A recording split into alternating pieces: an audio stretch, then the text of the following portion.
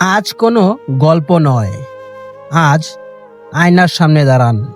একটা প্রশ্ন করি, আমরা কি সত্যি আধুনিক হয়েছি, নাকি শুধু আমাদের ব্যবহার করা জিনিসগুলো আধুনিক হয়েছে? একটা সময় ছিল মানুষ দরজা বন্ধ করত চোরের ভয়ে।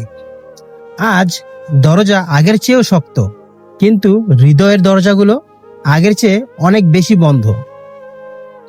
একটা সময় আত্মীয়রা না বলেই বাড়িতে চলে আসতো, আজ আসার আগে ফোন দেয়।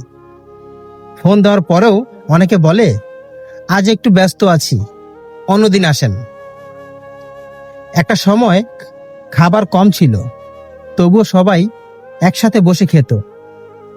আজ খাবারের টেবিল বড় হয়েছে, কিন্তু একসাথে বসে খাওয়ার মানুষগুলো কমে গেছে।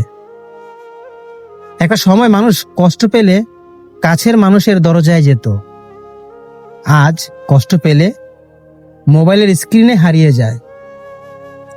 আমরা সন্তানকে দামি ফোন কিনে দিচ্ছি, কিন্তু সময় কতটুকু দিচ্ছি? আমরা ঘরে রং বদলাই, ফার্নিচার বদলাই, পর্দা বদলাই, কিন্তু নিজের রাগ, নিজের ভাষা, নিজের আচরণ শেষ কবে বদলেছিলাম? সবচেয়ে অবাক লাগে জানেন কোন জিনিসটা? আজ মানুষ হাজার মানুষের সামনে হাসতে পারে, কিন্তু নিজের পরিবারের সামনে 2 মিনিট মন খুলে কথা বলতেও পারে না। বলে, আমার তো এখন সময় নেই। কিন্তু সত্যটা কি জানেন? সময় কমে যায়নি, অগ্রাধিকার বদলে গেছে।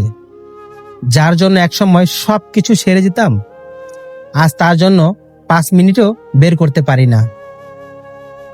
আর একটা কথা, যেদিন মানুষ বুঝবে বাড়ির সবচেয়ে দামি জিনিস টিভি নয়, ফ্রিজ নয়, গাড়ি নয়, বাড়ির মানুষগুলো, সেদিন থেকেই এই সমাজটা বদলানো শুরু করবে।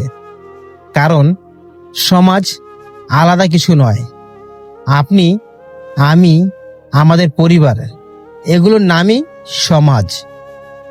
তাই ইতিহাস কোনো কথা বলে না, কিন্তু শিক্ষা দিয়ে যায়।